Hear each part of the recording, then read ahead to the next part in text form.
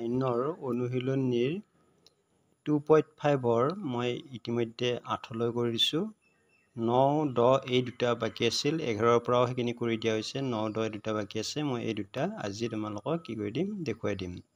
9 তো দিয়া আছে সত্যাপন কৰা x cube + y cube x + y * x² - xy + y² আৰু x cube - y cube x - y * x² + xy + y² আৰু 10 তো উৎপাদক বিশ্লেষণ কৰিব দিছে 27y³ + 125z³ আৰু 64m³ - 343n³ এই দুটা কৰিব লাগিব মই এতিয়া এই দুটা তোমালোকক কৰি দেখুৱাই আছো আমি এটো প্ৰমাণ কৰিব লাগিলে প্ৰথমতে আমি কি লম ৰাইট হ্যান্ড সাইডটো লৈ লম ৰাইট হ্যান্ড সাইডৰ পৰা লেফট হ্যান্ড সাইড ললা আমাৰ সুবিধা লেফট হ্যান্ড সাইড দিয়ালে সুবিধা হয় গতিকে আমি ৰাইট হ্যান্ড সাইডটো দি আছে কি x + y * x² - axy + y²। এতিয়া প্ৰথমতে x ৰে এইখিনি পূৰণ কৰিম তাৰ পিছত y ৰে এইখিনি পূৰণ কৰি দিম x ৰে পূৰণ কৰিলে x² - xy + y² তাৰ পিছত এবাৰ কি y পূৰণ কৰি দিম + y ৰে পূৰণ কৰি দিম x² - xy + y² তাৰ পিছত x ৰ লগত x² পূৰণ কৰিলে কি হ'ব পাৱাৰ বিলাক যোগ হয় ইয়াৰ পাৱাৰ 1 ইয়াৰ পাৱাৰ 2 গতিকে x কি হ'ব তাৰ পিছত এটো প্লাস আছে এটো মাইনাস প্লাস আছে মাইনাস x ৰ লগত xy পূৰণ কৰিলে x x² আৰু y থাকি গ'ল তাৰ পিছত প্লাস x ৰ লগত y² পূৰণ কৰিলে xy² তাৰ পিছত প্লাস এবাৰ y ৰে এখিনি পূৰণ কৰিম অৰ্থাৎ y ৰ লগত x² পূৰণ কৰিলে x² y হ'ব তাৰ পিছত প্লাস মাইনাস y ৰ লগত xy পূৰণ কৰিলে xy² প্লাস y লগত y² পূৰণ কৰিলে y³ এটা x³ এটো আছে আমি সঠিক পদ বিলাকৰ যোগ কৰিম এটো x³ আছে আৰু x³ নাই তেতিয়ালে ইয়াতে কি হৈ গ'ল x³ হৈ গ'ল ঠিক তেনে x² y এটো মাইনাস আছে x² এটো প্লাস আছে এটোৰ পৰা এটো গলে 0 হ'ব xy² প্লাস আছে xy² মাইনাস আছে ইয়াৰ পৰা ইয়াক বিয়োগ কৰিলে 0 হ'ব থাকিল কিমান প্লাস y³ অৰ্থাৎ আমি লেফট হ্যান্ড সাইডটো পাই গলো সমান লেফট হ্যান্ড সাইড এনেকৈ আমি এটো প্ৰমাণ কৰিব পাৰো ঠিক তেনেকৈ এবাৰ কি আছে x³ + y³ x - y x এটো কৰিব লাগে এটো কৰিব লালেও একে নিচিনাকৈ আমি কি কৰিম ৰাইট হ্যান্ড সাইডটো লৈ লম x - y * x² + xy + y² তাৰ পিছত x ৰে পূৰণ কৰি দিয়া মই এটা লাইন নাপাতো আৰু x ৰে পথনে পাতিয়ে দিছো x ৰে পূৰণ কৰি দিলো x² - xy + y²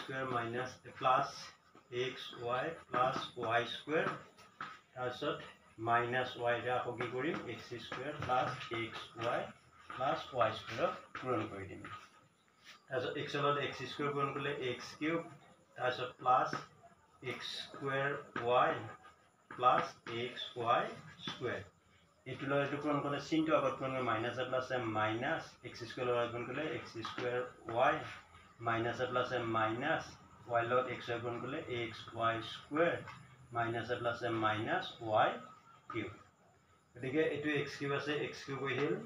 x² y plus আছে x² y মাইনাস আছে কেনসেল হল xy² প্লাস আছে xy² মাইনাস আছে কেনসেল হল থাকিল কিমান মাইনাস y³ সমান কি আছে লেফট হ্যান্ড সাইড এনেকৈ আমি কি কৰিব পাৰো এই দুটা অংক কৰিব পাৰো তাৰ পিছৰ অংককিটা দি আছে 27y³ + 125z³ আমাৰ 27y³ তাৰপিছত plus 125 plus 125z³ plus 125z³ এই অংকটো আমাৰ কোনটো সূত্ৰ আকাৰত আছে আমি দেখা গল যে এইটো a³ + x³ + y³ এই সূত্ৰ আকাৰত আছে গলে এই সূত্ৰ আকাৰত আছে আমি এই সূত্ৰ আকাৰলৈ ভাঙি দিলেই আমাৰ উত্তৰটো হৈ যাব এতিয়া আছে এটো আকাৰত আছে যদিও এটো সূত্ৰত পৰি থকা নাই কাৰণ 27 ৰ ওপৰত কিউব নাই হে আমি প্ৰথমতে কি কৰিব লাগে দুইটাৰ ওপৰত কিউব দি লব লাগিব অৰ্থাৎ 27 ৰ ঘনমূল কিমান আমি পাতিব লাগিব 27 ৰ ঘনমূল হ'ল 3 y³ ৰ ঘনমূল হ'ল y তাৰ ওপৰত কি দিয়া হোল কিউব দিয়া প্লাস 125 ৰ ঘনমূল হ'ল 5 আৰু z³ ঘনমূল হ'ল z তাৰ ওপৰত হোল কিউব দিয়া এতিয়া a³ + b³ সূত্ৰত পৰি গল a³ + b³ = a + b * a² - ab + b² অৰ্থাৎ x + y * x² - xy + y² হে সূত্ৰত ভাঙি দিয়া x বুলি গলে ঠাই জয় কৰিব x + y * x² x বুলি গলে ঠাই y আছে x² মাইনাছ এক্স বুলি ক'লে থাই যোৱা ইনটু ৱাই বুলি ক'লে 5z তাৰপিছত প্লাছ বি স্কুৱাৰ অৰ্থাৎ 5z হোল স্কুৱাৰ। এতিয়া এইটো চন্দ্ৰবন্ধ কাৰণে এইটো কি বন্ধনী দিয়া হ'ল কুটিল বন্ধনী। তাৰপিছত কাম কৰিবলগীয়া এইখিনিত আছে, এইখিনিত একো কাম কৰিবলগীয়া নাই, এইখিনি এনেকৈ থাকে থাই যোৱাই প্লাছ 5z তাৰপিছত এইটো কি হ'ব 3 দুটা পূৰণ হ'লে 9 হ'ব, y দুটা পূৰণ হ'লে y স্কুৱাৰ। তাৰপিছত এইটো পূৰণ হ'লে 5 3 গুণ মাইনাছ থাকিল 5 3 গুণ 15 y z তাৰপিছত 5 দুটা পূৰণ হৈছে 5 5 গুণ 25 আৰু z দুটা পূৰণ হ'লে z স্কুৱাৰ। গতিকে এইটোৱে কি হ'ব এনচাৰ। এনেকৈ আমি কি কৰিব পাৰোঁ এইটো কৰিব পাৰোঁ। তাৰ পিছৰটো আছে আমাৰ কিমান 64 mq মাইনাছ 343 nq।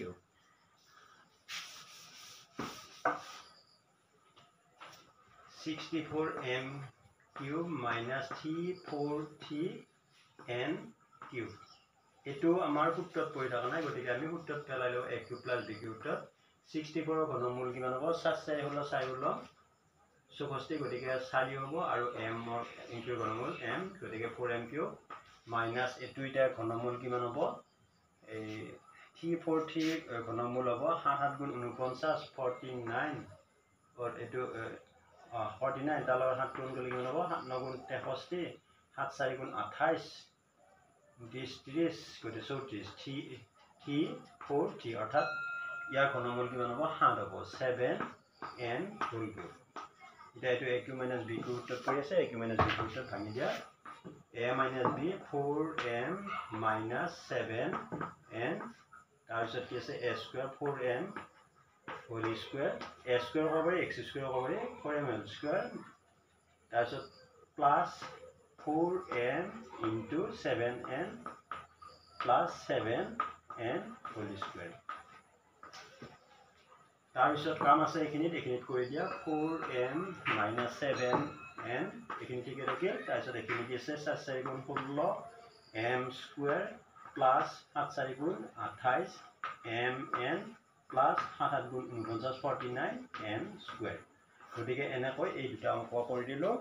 ইয়াৰ পিছৰ অংককেইটাও দিয়া গৈছে, আগৰ অংক দিয়া গৈছে, এই দুটা অংক মাজতে ৰৈ গৈছিল, সেইকাৰণে তোমালোকক এই অংক দুটাও কৰি দিয়া হ'ল। গতিকে মই আজি ক্লাছটো ইমানতে সামৰণি মাৰিছোঁ। তোমালোকে যদি চেনেলটোত কোনোবা নতুনকৈ আহিছে তেনেহ'লে চেনেলটো ছাবস্ক্ৰাইব কৰিব বুলি আশা থাকিল আৰু মই ইমানতে সামৰণি মাৰিলোঁ। ধন্যবাদ।